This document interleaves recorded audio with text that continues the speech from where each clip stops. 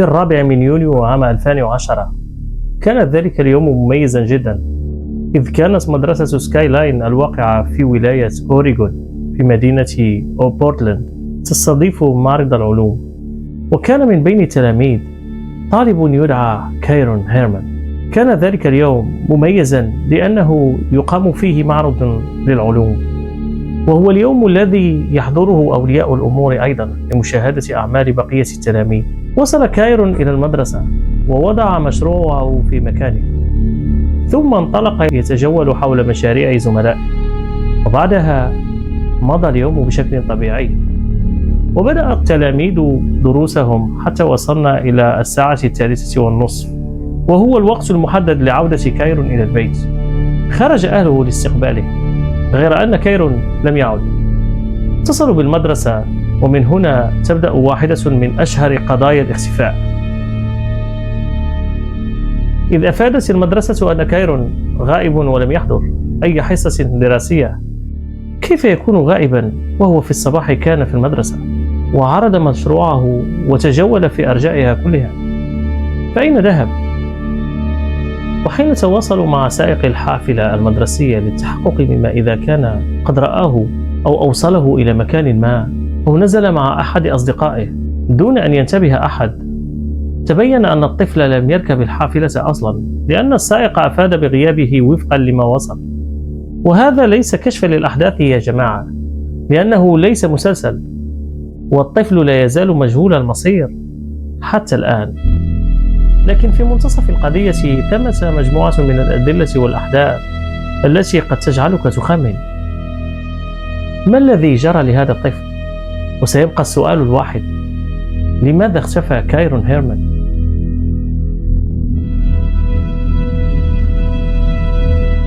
كان كايرون هيرمان يبلغ من العمر 7 سنوات، وكان في الصف الثاني الابتدائي في المدرسة. وكما ذكرت، في ذلك اليوم الموافق ل4 من يوليو عام 2010 كان يشارك في معرض العلوم. ولن أكرر ما قلته في البداية، لكن ما المفترض أن يفعله التلاميذ في هذا المعرض؟ يختار كل واحد منهم موضوعا معينا ويعد عنه مشروعا، كلوحة تحتوي على معلومات يقف أمامها ليشرح سبب اختياره لذلك الموضوع.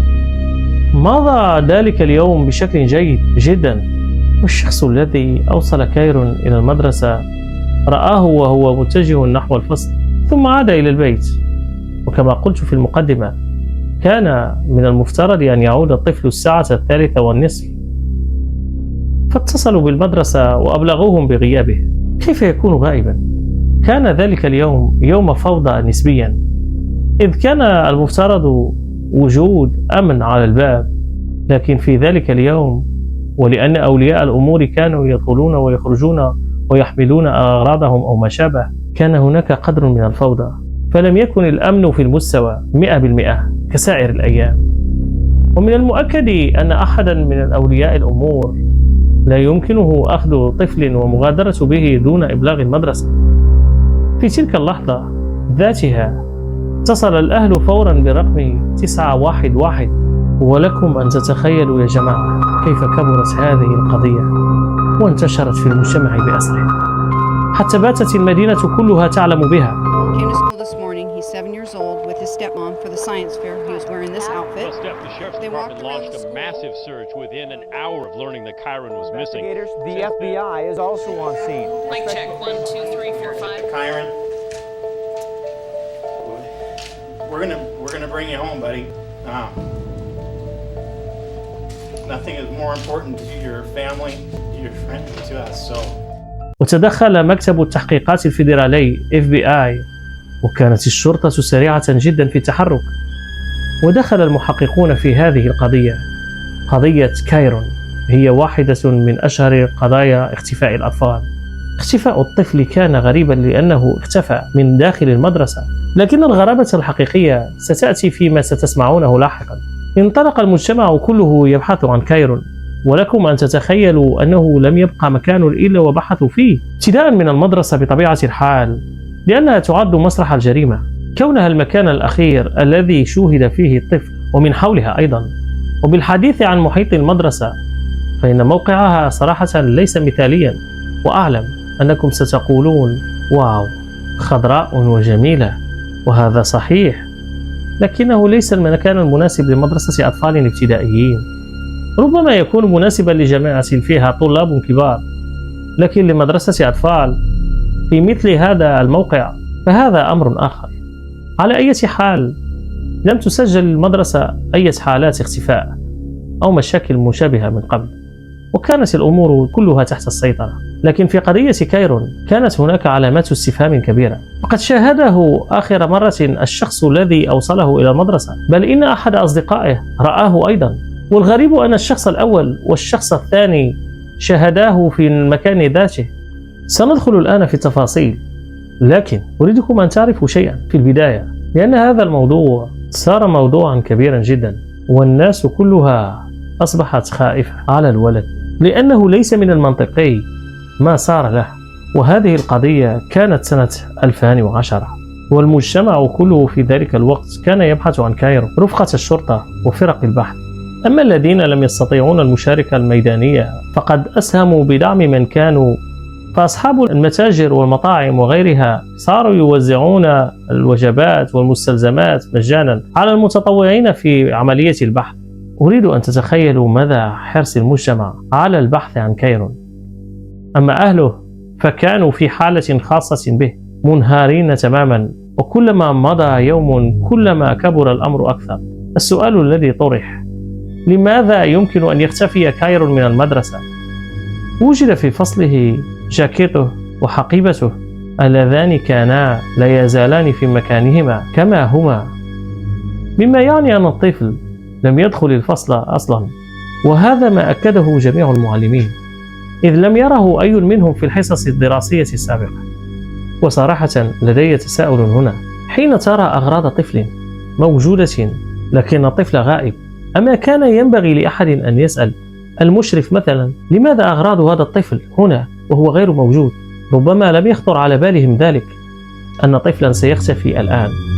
أما ما جرى داخل المدرسة فلا نعلمه بالتفصيل، لكن لن يحدث ذلك فارقا كبيرا، لأن كايرون لم يكن له أي وجود داخل المدرسة، كأنه لم يحضرها أبدا، مع العلم أنه شوهد في الصباح أثناء معرض العلوم. الصور التي ترونها هي صورة مشهورة لكايرون في معرضه العلمي، كان موضوعه عن الضفادع ذات العيون الحمراء، وكان فخورا جدا بمشروعه. فالتقطت له هذه الصورة، وبعدها بساعات قليلة نشرها أهله على الفيسبوك فرحين: انظروا إلى كايرون اليوم، يفخر بما أنجزه. ما لم يعلمه أهله أن تلك الصورة التقطت قبل أقل من ساعة من اختفائه، ربما أقل. فهذه الصورة هي آخر ما ستشاهدونه لكايرون قبل اختفائه بأقل من ساعة، وتعد من الصور المثيرة للقلق بسبب ذلك. إذا لم يكن كايرون داخل المدرسة فهل يعقل أنه تسلل وخرج منها؟ وكما قلت في البداية كانت الأوضاع فوضوية بعض الشيء عند المدخل، فربما خرج دون أن ينتبه إليه أحد. لكن إن كان الأمر كذلك فلماذا سيقرر كايرون فعل ذلك؟ ما لا تعلمونه عن كايرون أنه كان طفلا خجولا جدا، ويبدو ذلك واضحا جدا من الصور التي رأيتموها، إذ تتجلى شخصيته من خلالها. فهو من النوع الذي يحب درجاته ويسعى للتفوق، ولا يحب إزعاج معلميه، ومن المستحيل أن يفكر في فعل شيء كهذا، وإن فكر فيه فسيكون تفكيره خارج المألوف من قبيل أنه يجري تجربة ما. لكن في قضية كايرون المعلمون والطلاب وأولياء الأمور وأهله جميعهم متفقون على أن الطفل ليس من النوع الذي يتسلل خارج المدرسة. وهنا يكمن الجانب المرعب، لأنه إن لم يكن داخل المدرسة وكان في الخارج فأين يمكن أن يكون؟ لا سيما أن المنطقة المحيطة بالمدرسة مليئة بالأشجار والغابات، ولهذا كثفت الشرطة جهودها في المنطقة الخارجية بعد أن انتهت من تمشيط المدرسة، إذ ربما تاه الطفل فخرج ولم يستطع العودة. لكن كايرون ذهب كأنه لم يكن، فلم يؤثر عليه في أي مكان، كأنه أخذ وأخفي، لا كأنه مشى وضاع. ظل كايرون مختفيا أسبوعا كاملا، وطوال ذلك الأسبوع لم تتوقف جهود البحث. وأخيرا بعد مضي ذلك الأسبوع قررت العائلة إصدار بيان صحفي بالتعاون مع الشرطة. حين خرجوا وقف 4 أشخاص، وهنا سنتوقف قليلا للحديث عن كايرون وعن هؤلاء ال4 وعائلته تحديدا، ثم نفهم كيف وصلنا إلى مرحلة الاختفاء هذه.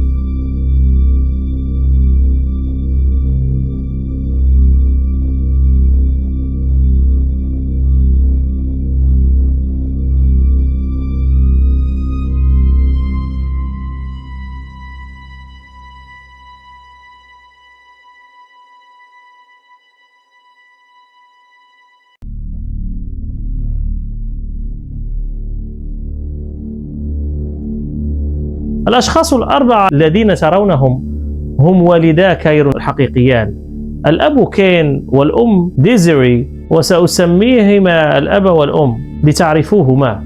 والشخصان الآخران هما تيري وتوني. كايرون هو الابن الوحيد لأمه وأبيه. في مرحلة ما حين كان لا يزال صغيرا ساورت الأم شكوكا بأن الأب يخونها، فقرر الانفصال والطلاق، غير أنه لم يذكر في كل المصادر تفاصيل مشاكل بينهما بشكل كامل. كانت الحضانة للأم ديزيري لأن كايرون كان صغيرا، وبعد ذلك تزوج الأب بامرأة أخرى تدعى تيري، وأنجب منها بنتا صغيرة لا تزال رضيعة اسمها كيارا. وكانت تيري قد أنجبت قبله ولدا كبيرا من زواج سابق. أما أم كايرون ديزيري فكانت تعاني من مرض خطير في الكلى، وكانت حالتها الصحية سيئة، واضطرت للسفر للعلاج عند طبيبها في كندا. حين تشاورت مع الأب وقال لها اتركي كايرون معي حتى تعودي من السفر ثم خذيه، فاتفقا على أن تمنحه الحضانة مؤقتا، وكان الاتفاق رسميا بينهما. حتى يومنا هذا تقول الأم إن الأب رجل رائع ويحب كايرون، وكايرون بدوره يعشق أباه، وقالت ليس لدي أي مانع من تركه معه، فأنا أعلم أنه في أيد أمينة. عاش كايرون فترة مع أبيه وزوجة أبيه تيري وأخته الصغيرة كيارا، وبعد أن تعافت الأم من علاجها في كندا وعادت، كانت لا تزال تعاني وعليها التزامات مالية، فتشاور الطرفان وقرر أن يبقى كايرون مع أبيه وأن تراه من فترة لفترة، وهو كذلك يراها بشكل منتظم.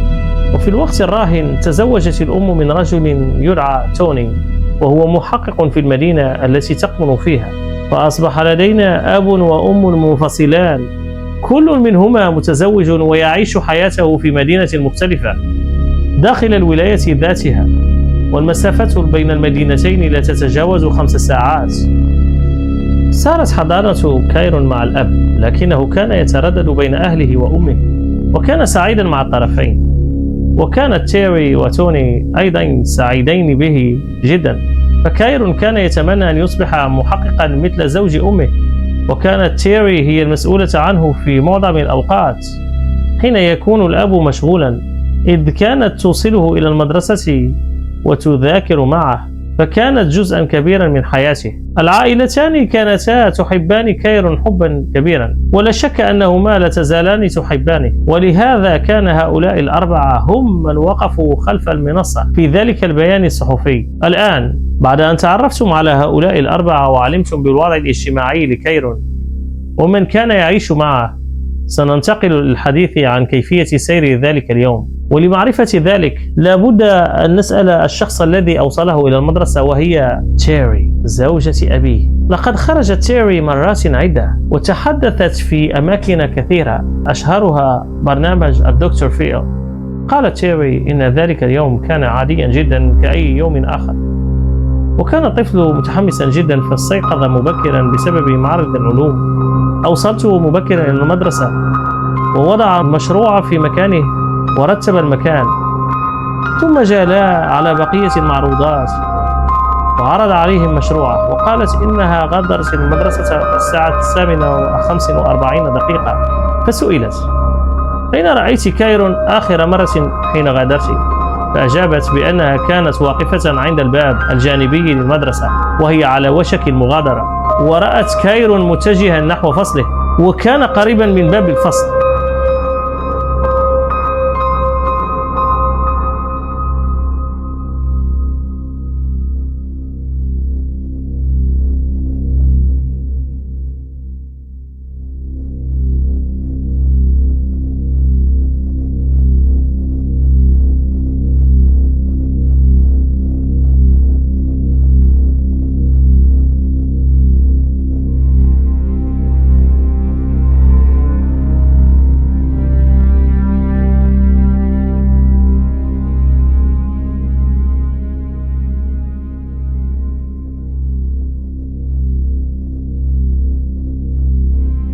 فقالت في نفسها: الطفل ذاهب إلى فصله، فماذا أنتظر؟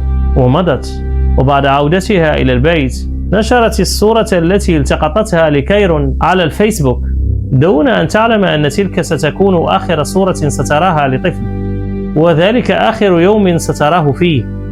وكانت تيري تحمل معها كيارا التي لا تزال رضيعة، وكان الأب في العمل، ولهذا كانت هي من يتولى إيصال كايرون والاهتمام بهذا الجانب من حياته. لم يحدث شيء آخر في ذلك اليوم. غادرت تيري المدرسة الساعة 8:45، وبعد ربع ساعة، أي في الساعة 9 تماما، رآه أحد زملائه واقفا في المكان ذاته تقريبا، وكانت تلك آخر مرة يشاهد فيها، ثم لم يره أحد بعدها، لا من التلاميذ ولا من البواب ولا من سائق الحافلة ولا من أولياء الأمور ولا من المعلمين. أين ذهب؟ لا أحد يعلم.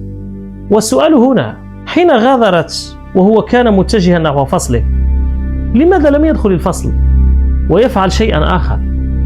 في النهاية نحن نتحدث عن طفل ربما تسلل لمشاهدة مشروع زميل آخر ثم أراد العودة إلى فصله، وهنا رآه زميله، ربما أراد الاختباء لكن لدرجة الخروج من المدرسة، فذلك خطر كبير بالنسبة لطفل في سنه.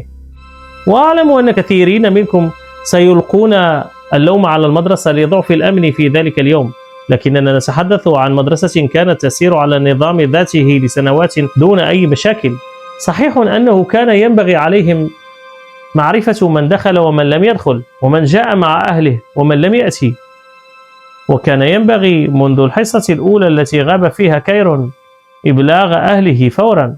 لأضع لكم جدولا زمنيا مبسطا: الساعة 8:45 غادر تيري المدرسة، الساعة 9 رآه زميله في المكان ذاته، الساعة 1:21 بعد الظهر وصلت تيري إلى البيت ونشرت صورة كايرون على الفيسبوك وتحدثت عن مشروعه. الساعة 3:30 كان من المفترض أن يعود الطفل، لكنه كان قد اختفى. تذكروا هذه الأوقات جيدا. تحول التحقيق في البحث عن كايرون من قضية مفقود إلى تحقيق جنائي، لأن الطفل لا أثر له على الإطلاق ولم يعثر عليه في المنطقة المحيطة، والطفل أخذ. مرت أسابيع، وتذكروا أنني أتحدث عن قضية تطورت أحداثها في فترات زمنية قصيرة نسبيا بين حدث وآخر. بعد أسابيع قليلة من اختفاء كايرون، وزعت الشرطة استبيانات على أولياء الأمور عن طريق الأطفال، وكانت تلك الاستبيانات تحتوي على 3 صور: صورة كايرون، وصورة سيارة بعينها، وصورة تيري. وهنا برز السؤال: لماذا السيارة وتيري داخلتان في الأمر؟ كايرون مفهوم لأنه مختفي، لكن ما علاقة تيري وسيارتها؟ ومن هنا بدأ الناس يتساءلون. ما لا يعلمه الناس أنه خلال التحقيق أجرى المحققون اختبار كشف الكذب على جميع المقربين من كايرون، ومن لا يعرف هذا الاختبار فهو لا يعتد به كدليل في المحكمة، لكنه يمنح المحققين خيطا يمسكون به في بعض الأمور. حين يسأل الشخص أسئلة معينة قد يرتفع معدل ضربات قلبه بشكل طبيعي، ما قد يظهره كاذبا وهو صادق، لكن حين يفشل الشخص في الاختبار مرتين فذلك أمر يستدعي الانتباه. من بين الأشخاص المقربين لكايرون نجح الجميع في اختبار كشف الكذب ما عدا تيري.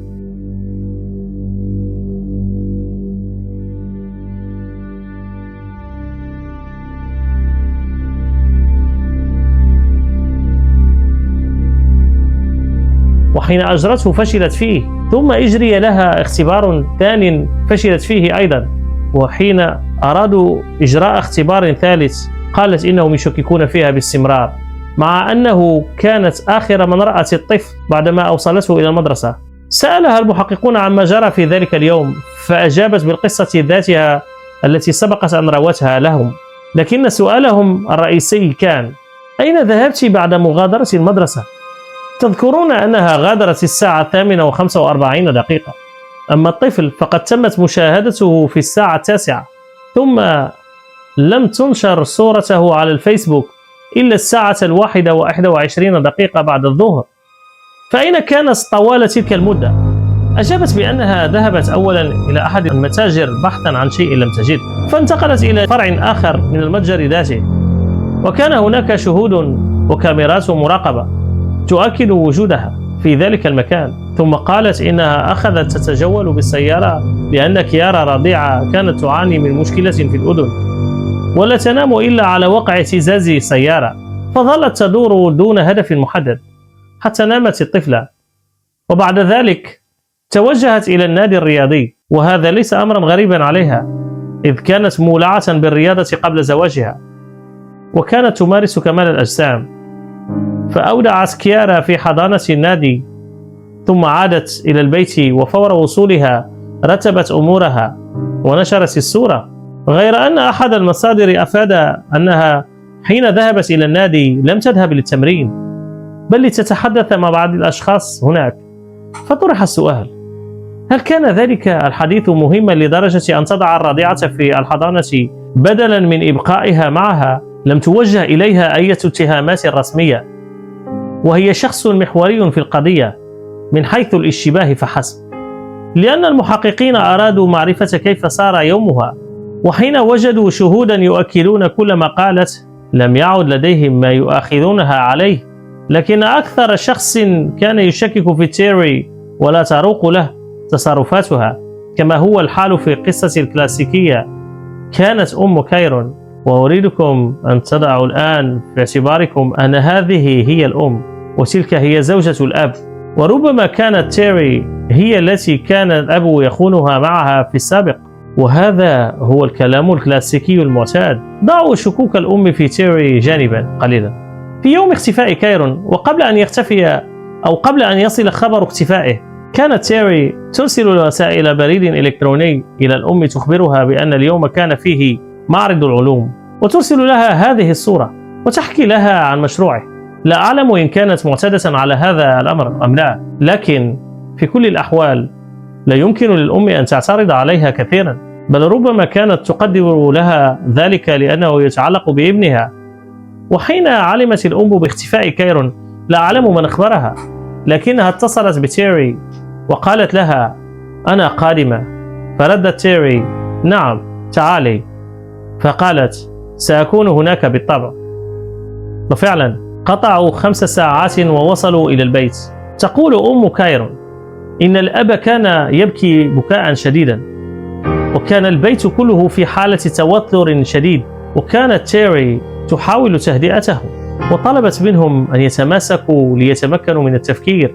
ثم فجأة قامت تيري وأخذت تغسل الملابس، ومن القطع التي كانت تغسلها الجاكيت والحقيبة اللتان كان الطفل يرتديهما في الصباح، وكان ذلك في نفس اليوم، يوم الاختفاء. في المساء بعد أن فتشوا عن الطفل وانتهى اليوم، كانت الأغراض قد سلمت لأهله من المدرسة، وهي الجاكيت والحقيبة اللتان لم تتحركا من مكانهما منذ وضعهما الطفل، مما يعني أنه لم يستخدمهما، فلماذا تريد غسلهما؟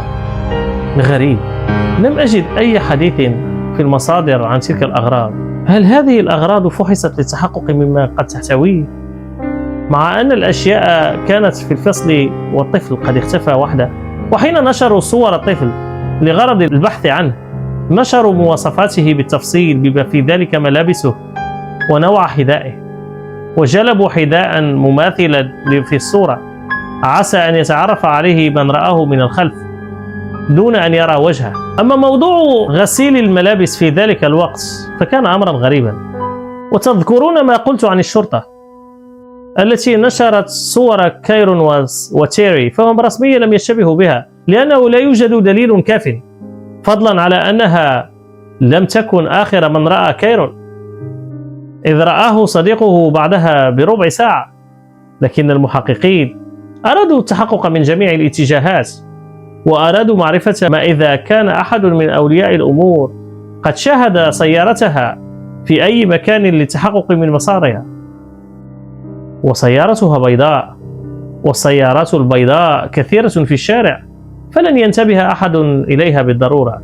لكن الأمر الغريب أن تيري تملك سيارة موستنج، وأعتقد أنها حمراء اللون، وكانت تلك سيارتها المفضلة، لا تتركها أينما ذهبت، غير أنها في يوم اختفاء كايرون ذهبت بالسيارة البيضاء سيارة زوجها، ولم تأخذ الموستنج. لكنها مصادفة غريبة أن تترك سيارتك المفضلة التي لا تفارقك في اليوم بعينه. ربما أنها كانت ستشتري أغراضا وأرادت مكانا أوسع في الخلف. على أي حال هذا شيء ورد في أحد المصادر فأردت ذكره. وهنا يأتي ما كان في بال المحققين دون أن يعلم أحد. فكرة المحققين كانت لنفترض أنها تركته ومضت، لكن افترضنا أنه خرج وطلب منها أن تأخذه معها، وحدث أمر ما في الطريق وخافت من الإفصاح عنه. وهذا مجرد افتراض مني لم يصرح به رسميا، غير أن المحققين لاحظوا أن جميع الأماكن التي ذهبت إليها هنالك شهود يؤكدون حضورها ما عدا مكان واحد وهو السيارة، إذ لم يكن هناك شهود وهي لم تتوقف في أي مكان، بل كانت في السيارة تتجول. كما قلت من قبل لن ينتبه أحد لكون سيارة مارة، وقد يرى شخص وينساه لاحقا. فحين سئلت عن ذلك قالت كنت فقط أسوق، وهذا المكان لا يزال حتى اليوم يحمل علامات استفهام، غير أن تلك العلامات لن تستمر طويلا، لأن سجلات الهاتف كشفت أن هاتفها التقط إشارة من برج اتصالات في المنطقة بعينها، وهي منطقة حقول زراعية وأراضٍ مفتوحة وآليات حفر. إنها منطقة خالية لا تجد فيها مراكز تسوق أو محلات، وهو مكان غريب لتذهب إليه. وإن كان ذهابها يعزى إلى أنها أرادت مكانا هادئا لإنامة الطفلة فهذا محتمل، لكن المحققين انتقلوا إلى تلك المنطقة فتشوها بسرعة، لم يجدوا شيئا. وما يضيف غموضا أن الإشارة انقطعت فجأة في ذلك المكان، فلم يعرفوا أين ذهبت بعدها. لكن ذلك المكان يقع في الاتجاه المؤدي مباشرة إلى البيت. لنفترض أنها كانت في تلك المنطقة وأن كيارا نامت، فالطريق إلى البيت أمامها مباشرة، لكنها لم تعد للبيت بل ذهبت إلى النادي الرياضي، وأودعت كيارا المتعبة في حضانة هناك. قال بعض الناس إن كانت الرحلة إلى النادي بهذه الأهمية وكانت ابنتك متعبة، أما كان بالإمكان إنهاء تلك الأمور عبر الهاتف؟ أم أنها كانت تريد دليلا على وجودها في مكان آخر في ذلك الوقت؟ هذا ما كان يدور في أذهان المحققين وفي أذهان من سمعوا بالقضية. أما الأم فمنذ البداية وضعت تيري في مقدمة مشتبه بهم، ولا تزال حتى اليوم. وسأريكم في نهاية الفيديو مقطعا لها وهي تتحدث عن نظريتها. تقول الأم إن تيري في ذلك اليوم قبل أن يعلن عن اختفاء كايرون كانت ثرثارة أكثر من المعتاد، وكانت ترسل لها رسائل وصورا وتحكي لها عن واجباته وكل التفاصيل. وأنا أفهم أن الأم ستنتبه لكل شيء مهما كان صغيرا، لأنها لا تطيق تلك المرأة، وبالتأكيد هي مشككة فيها. لكن ماذا لو كان حدس الأم صحيحا؟ كيف ومتى وأين ولماذا؟ ننتقل الآن إلى تحقيقات الشرطة وما كشفه المحققون عند تفتيش الرسائل والبريد الإلكتروني والمحادثات المباشرة. حيث وجدوا أنه قبل اختفاء كايرون بأيام كانت تيري ترسل رسائل إلكترونية لصديقتها تشتكي فيها من كايرون. لكن ما هي المشكلة مع كايرون؟ وماذا فعل تحديدا؟ وما طبيعة شكواها؟ لم يوضحوا ذلك ولم ينشروه. بعد ذلك وفي محادثات ذاتها انتقلت للشكوى من الأب كين، مشيرة إلى وجود مشاكل في زواجهما، وهناك إشاعات تقول إن كين وابنها من زوجها السابق الذي ذكرت لكم أنه عاش فترة في البيت ثم انتقل للعيش مع العائلة أخرى، لم يكن بينهما توافق أبدا، ولذلك طرد كين هذا الولد من المنزل. وهذا ما ذكرته كافة المصادر، أنه طرد أو أخرج من البيت. فهل هذا من قبيل الحقد؟ بمعنى مثلما أبعدت ابني سأبعد ابنك؟ قد يكون هذا سببا، ولكن ما ذنب الطفل؟ وأكرر أن كافة الجهات ذكرت أن هذه مجرد إشاعات، لكنها إشاعات منتشرة. كما كشفت التحقيقات أنه قبل اختفاء كايرون بليلة واحدة وقع شجار بينهما، وكانت تفكر في جمع أغراضها وأخذ كيارا ومغادرة المنزل، وهذا كله كانت تذكره في شكواها لصديقتها. ومن الغريب أن كايرون اختفى في اليوم التالي مباشرة. من هنا بدأ التركيز يزداد على تيري، فرغم استجواب الكثير من الناس وحتى المجرمين بدأت الاحتمالات تضيق حول تيري، وقرروا التحقيق معها حتى تثبت براءتها أو تدان. بعد 3 أسابيع من الاختفاء ورد اتصال للشرطة بعد انتشار القصة. كان المتصل يعمل بستانيا، اتصل ليقول إن لديه معلومات فجر بها مفاجأة ثم اختفى. زعم أنه قبل شهور من اختفاء كايرون استدعته تيري وقالت له: أريدك أن تتخلص من زوجي وسأدفع لك 10,000 دولار، فهل توافق أم أبحث عن غيرك؟ ولإقناعه ادعت أن زوجها يضربها ويهينها ويختلق لها المشاكل، لكنه لم يقتنع. انتشر هذا الموضوع في كل مكان. عندما وصلت المعلومة إلى كين الذي كان طوال الوقت يقف في صف تيري كانت الصدمة كالصفعة على وجهه. تساءل أولا: من هذا البستاني؟ أنا لم أرى بستانيا في بيت آخر. ومن المحتمل أن يكون شخص قد اختلق القصة بدافع الكراهية ليلبسها تهمة، فهناك الكثير من المضطربين نفسيا. لكن هذه الرواية لم يتم تأكيدها أو نفيها بالنسبة 100%، ومع ذلك ذكرت في سياق القصة. للأسف لم يكد كين يستوعب ذلك حتى عرف بصدمة ثانية، وهي أن تيري كانت تخونه بعد اختفاء كايرون مع صديقه له من أيام الدراسة الثانوية، وفي الوقت الذي كان فيه الجميع والمدينة بأكملها منشغلين بالبحث عن الطفل. كانت هي تتبادل مع ذلك الشخص رسائل لا تليق أبدا ولا يمكن ذكرها. هذه الرسائل عرضت في برنامج دكتور فيل ولم تعرض كاملة لبشاعتها. لقد اهتممت بهذا الطفل لفترة وعاش معك وكان جزءا من حياتك. أين هي مشاعرك؟ ولا يشترط أن تكوني أمه. إذا ما نظرنا إلى توني زوج الأم وهو ليس والد كايرون، ومع ذلك كان منهارا ويبحث عنه بكل طاقته. هذا الإحساس فطري ولا يحتاج المرء أن يكون والدا بيولوجيا ليشعر به.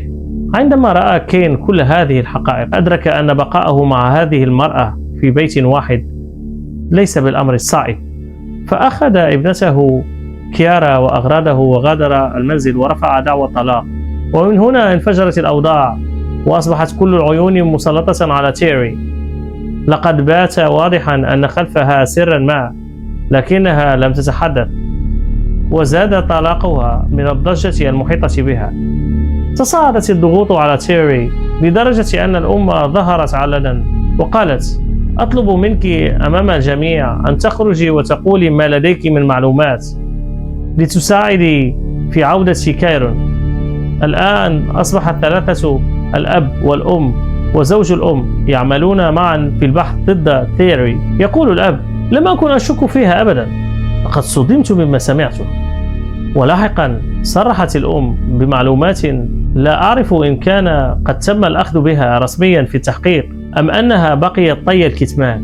لكن الأمة ظهرت وأدلت بشهادة قوية لن أسردها بلساني، بل أريدكم أن تسمعوها بآذانكم لتوضح لكم نظريتها وما وصلها من شهود عيان في المدرسة وقت اختفاء كايرو. وعندما سألها الدكتور فيل عن اختبار كشف الكذب قائلا: لماذا فشلت في الاختبارات برأيك؟ ولماذا لم تخضعي للاختبار الثالث طالما أنه ليس لديك ما تخفينه؟ أجابت بأنها كانت تعاني من ضعف في السمع في إحدى أذنيها، وأن من كان يطرح عليها الأسئلة كان يقف خلفها، ونظرا لضعف سمعها واعتمادها على قراءة حركات الشفاه لم تكن تسمع بشكل كامل، وهذا هو سبب فشلها في المرتين الأولى والثانية. أما في المرة الثالثة فقد رأت أنه لا داعي للاختبار.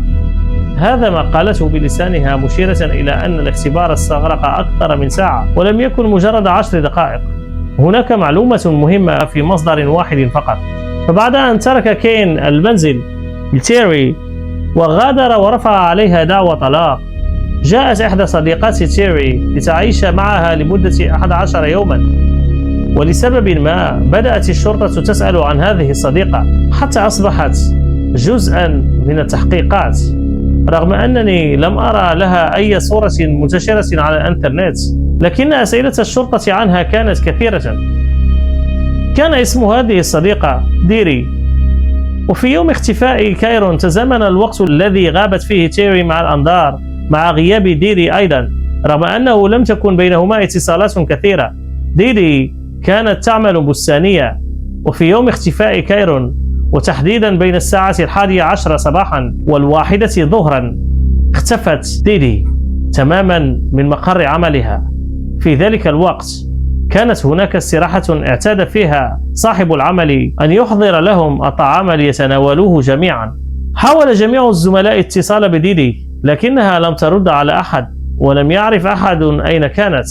وعندما حققت الشرطة معها ادعت ديدي أنها كانت منشغلة بالعمل وأنها كتفها كان في السيارة ولم تسمع، لكن المحققين لاحظوا أن توقيت الساعة 11 يتزامن مع الوقت الذي كانت فيه تيري تتجول بالسيارة لتنويم كيارا. وفي الساعة 1:21 ظهرا قامت بنشر المنشور. هل يمكن القول أنها وصلت المنزل في الساعة 1 ظهرا تقريبا؟ ديدي كانت مختفية في نفس الوقت أيضا، فهل هناك علاقة بين الاثنتين؟ هل تعرف ديدي شيئا؟ لم أجد صورتها منتشرة مع صور كايرون أو تيري، ورغم أن المصدر ذكر أن صورتها انتشرت، فربما كان ذلك مقتصرا على أروقة التحقيق وليس على الإنترنت، إذ كان الجميع يركز أكثر على تيري. من الغريب أن هاتف تيري كان مراقبا طوال تلك الفترة، ثم أصبح هاتف كل من تيري وديدي مراقبا معا، وبعد أن عاشتا معا لمدة 11 يوم في نفس المنزل والله أعلم بما كانتا تتحدثا، اشترت كلتاهما هاتفا إضافيا لتجنب المراقبة المفروضة على الهاتف الأساسي. فلو لم يكن لديك ما تخفيه لتحدثت بهاتفك بشكل طبيعي. وإذا افترضنا أن تيري اشترت هاتفا لأن الشبهات تحوم حولها، فلماذا تفعل صديقتها الشيء ذاته؟ أما كين فعندما سئل في البرنامج التلفزيوني كان يعتقد أن تيري تبحث عن ضحية ثانية، والمقصود بالضحية هنا شخص يعجب بها ويحبها لتطلب منه التخلص من كين انتقاما منه لأنه أخذ ابنتها ورفع عليها دعوى. وهذا الشخص لم ينكر بالفعل أنها طلبت منه البحث عن مكان سكن كين، لكنه قال: لم أفعل أكثر من ذلك، لم أذهب إلى منزله ولا أي شيء، فقد طلبت مني أن أبحث عن عنوان سكنه فقط. والسبب الذي دفعها إلى ذلك هو أن كين لم يرفع دعوى طلاق فحسب، بل استصدر أمرا تقييديا يمنعها من الاقتراب منه أو الاتصال به أو محادثته أو إرسال رسائل إليه أو حتى الاقتراب من مكان سكنه، ولذلك بحثت عن شخص آخر ليفعل ذلك نيابة عنها، أو ربما كانت تنوي إرساله ليفعل شيئا ما، لكنه لم يرغب في تمادي. وفي نهاية شهر يوليو تركت تيري المنزل وغادرت المدينة لتعيش مع أهلها،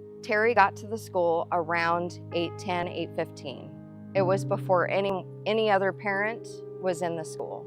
It was before Miss Porter was in her classroom or had her classroom unlocked.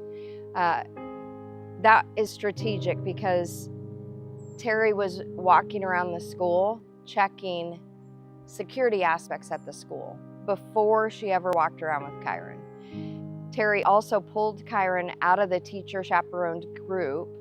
As you know, schools are very strategic about teaching kids something. So the science fair was not just about visiting with friends, it was about teaching them something. They had a questionnaire, they had to walk around with a teacher chaperoned group, they had to answer all the questions specific to the different exhibits so that they were learning at the same time they were having a little bit of entertaining fun. But the reality is that Terry walked around with Kyron to these other classrooms. She went to 3 classrooms. She walked up the gym stairs, walked down the hallway with Kyron to Miss Porter's classroom, which was the last stop. She took the photo of Kyron in front of his diorama and 2 of Kyron's friends. And she walked out the school with Kyron at that very moment. It is witnessed by people who were outside the school who know Kyron, his friends, their parents, their grandparents, and siblings. So we know that Terry walked out the school with Kyron and walked toward the truck. That is where he disappears. It's that simple. It's not complicated. Kyron was with one person that day and one person was in charge of him. And that's the reality of what happened that day. She did everything to try and structure that day so that she could do this. She had planned it. She planned it months in advance. We know that she was out driving the roads, scoping sites. We know this because her car was very memorable. Eyewitnesses account for her all over the roads of Northwest Portland. And I believe she was testing cell phone signal as well to see where she would drop off of cell coverage. How would she do that? Just driving around, checking her phone, because we know that she was outside a cell signal, and when that phone pinged at 11 a.m., she came back into signal. You'd mentioned several people saw her leave the school that day. Remind me of who that was. His friend Carson, his grandma, and Carson's his grandma? sister. Yep. And then also the school bus driver, actually Kyron's bus driver, encountered Terry as she was leaving. Did they see Terry get in the truck and actually leave the property, or just? They didn't see her get in the truck. We do have an eyewitness on Skyline that says she got in the truck with someone else being in the truck. But they don't see her walking and getting in the truck, that full thing, because of where she was parked on Skyline, it was hidden. But they see Kyron walking with Terry as if they were walking together, not holding hands, but walking next to each other, going the same direction. أمر يبعث على القشعريرة حقا أن هذه التفاصيل لم تذكر في التحقيقات الرسمية، ولم يتحدث عنها أي شرطي أو محقق علنا. فهل تم استجوابهم ووجدوا أن شهاداتي كانت مجرد أوهام؟ خاصة وأن أحدهم ادعى رؤية شخص آخر في السيارة. فمن يكون هذا الشخص؟ إذا كانت تيري مع طفلتها الرضيعة التي لا ترى وهي جالسة. كلام الأم يثير تساؤلات، وربما تعرف معلومات يطلب منها عدم إفشائها لسرية التحقيق. وجدت مقالات تشير إلى وجود أدلة بسيطة وصلت لمكتب التحقيقات الفيدرالي FBI تفيد بذكر اسم كايرون مع طفلين آخرين، أحدهما طفلة تدعى مادلين ماكان، وهي صاحبة واحدة من أشهر القضايا الأطفال في ملفات إيبستين. يبدو أن أي قضية غامضة الآن يتم ربطها بإيبستين تماما كما كان يفعل مع ديدي. ورغم نفي البعض للظهور هذه الأسماء في الملفات، إلا أن السؤال يظل: لماذا تظهر هذه المعلومات الآن لمجرد البحث عن كايرون شخصيا؟ لا أستبعد شيئا. لكنني أميل إلى أن القضية كايرون تتعلق بتيري وحدها وبمساعدة صديقتها، وأن وصولها لمستوى إبسين قد يكون مبالغا فيه، ومع ذلك يظل كل شيء واردا. أنتظر آراءكم في التعليقات. وداعا.